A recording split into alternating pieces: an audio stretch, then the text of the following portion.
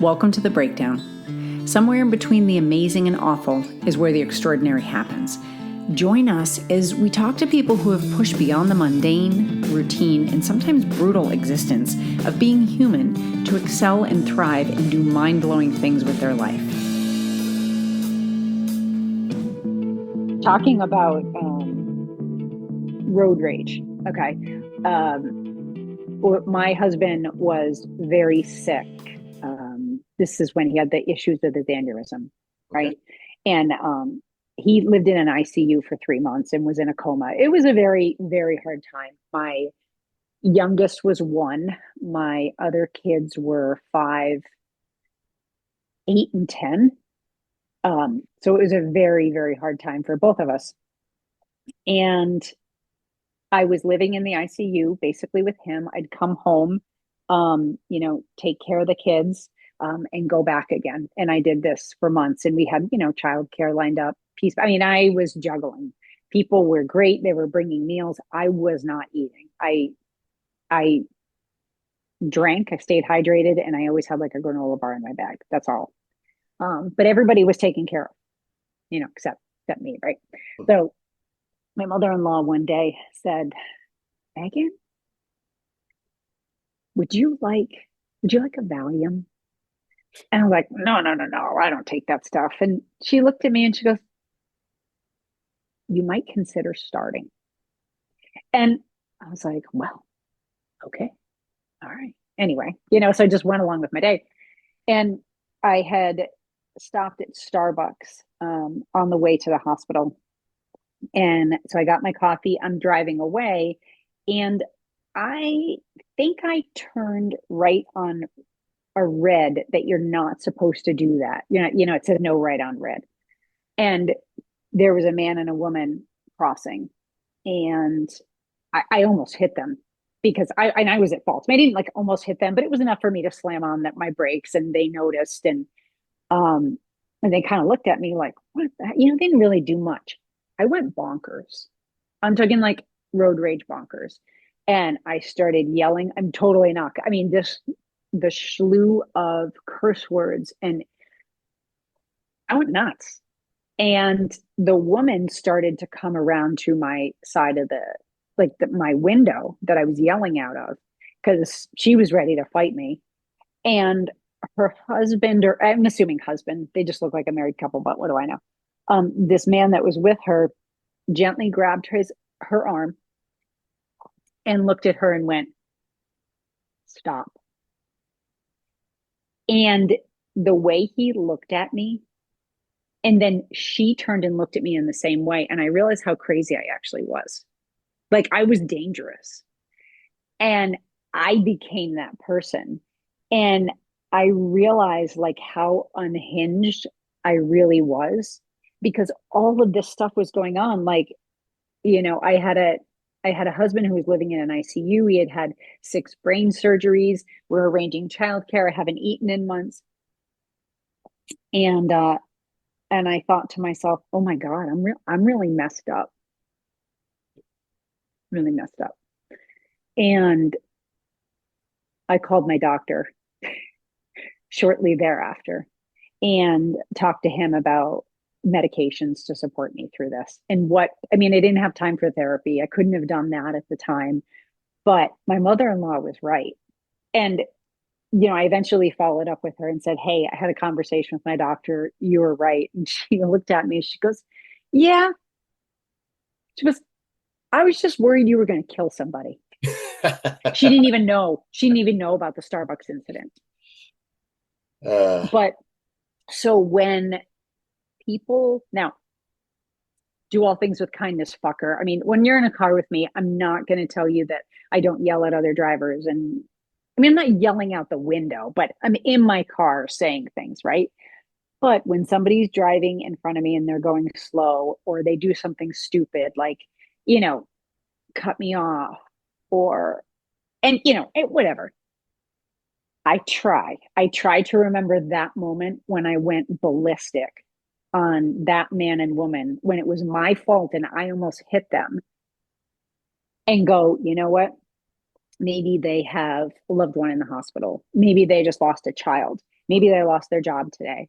Maybe maybe this person is driving like an idiot because their mind is elsewhere. And that allows me to tap into some compassion that, frankly, when that guy grabbed that woman's arm and looked at her and went, like, he showed me that compassion because there was clearly something wrong with me. So when I remember, and this will be a good reminder, when I remember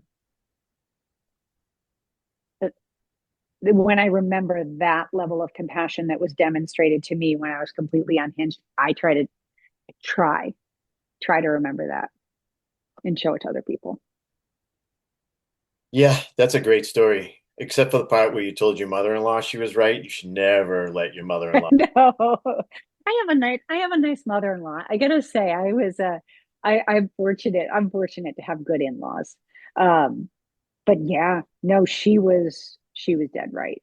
I had needed some help. It was, and she was going through it too. Yep. She had her own experience, in the hospital with me. The two of us spent a lot of time together. She lived at our house, so she saw what was happening firsthand. But yeah, no, she was right. Yeah. I think is it so I got my therapy. I use a term, burning the pasta. Have I ever told you this story? Mm-mm. So I think it was out here in Western Massachusetts. This is years ago, 90s. There was a husband came home and he was not right. Um, and he his wife had burned the pasta. This is a dark story. He killed his wife and impaled her head and I believe her torso on the picket fence in the backyard. All she had done is burnt the pasta. So obviously there was some underlying issue there. He needed that person to say stop, right? And that didn't happen. So in talking to my therapist, and this running joke is that if you don't get things out and you don't deal with them, somebody's going to eventually burn the pasta, and the reaction Mm. is not going to be exactly what you really want it to be. It's going to be overreacting. It's going to be um, over the top, right? And I think we all need that outlet. We all need a Valium sometimes. We all need somebody to talk to. Um, but it also seems like, especially in this post-COVID age, uh, we've come out of the pandemic, but I'm not entirely sure we've come out of isolation. And I feel like, as a whole, a lot of us, especially the younger folks, um, not us hardy Gen Xers who were just beaten down by life 24/7 for however many years, but they need that, right? They feel alone, they're isolated, they've repressed a lot, right? And it doesn't take much, right? Running out of gas, burning the pasta. My day didn't go well. Somebody stepped out in front of my car when I wasn't paying attention, right? I think that is kind of part of why we're in the mental health crisis we're in right now, that we've all become so isolated. And then the world as a whole is a cruel place, a lot crueler than it used to be. Um, it's just the perfect storm of fuckery, where we're all just kind of like, I don't know. It's just that one catalyst, right? That unleashes all this repressed stuff. Huge, Like huge assumptions there on a my part. tipping point Yeah, of sorts. Yeah, huge, huge assumptions. yeah. And as I get older, I think that I've been able to learn what I need to do, to choose. Okay, do I want to feel this now? Do I need to feel it later? I mean, I have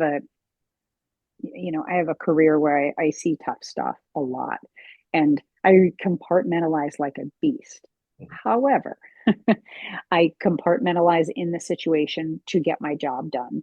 but then afterwards know that the level of self-care that's needed. And when we talk about self-care, I don't mean like, yeah, I'm going to take a bath and eat a salad or, kind of things. I mean, it can be, it can be anything, from from just being outside to watching. I watch a lot. I watch stupid TV, like really dumb TV, because I feel like my life is so in your face. Like I don't do true crime. I don't do anything like that because I see it, you Yeah. know. Um, Don't watch TV to be stressed out. I hear you. I'm right right. there with you. I want to laugh. I want to laugh, and I want to watch silly things. I do watch a lot of documentaries. Um, National Geographic's a favorite, but Hmm. it. But sometimes that's even too much. Yep.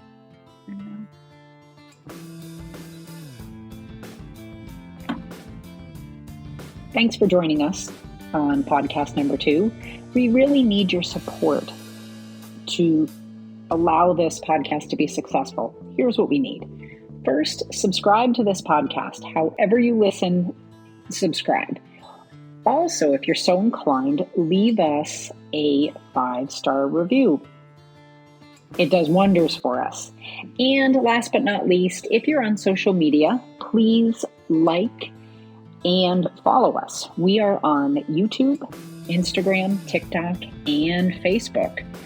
Reach out, tell us your stories, give us some feedback on what you think of the pod so far, and thanks.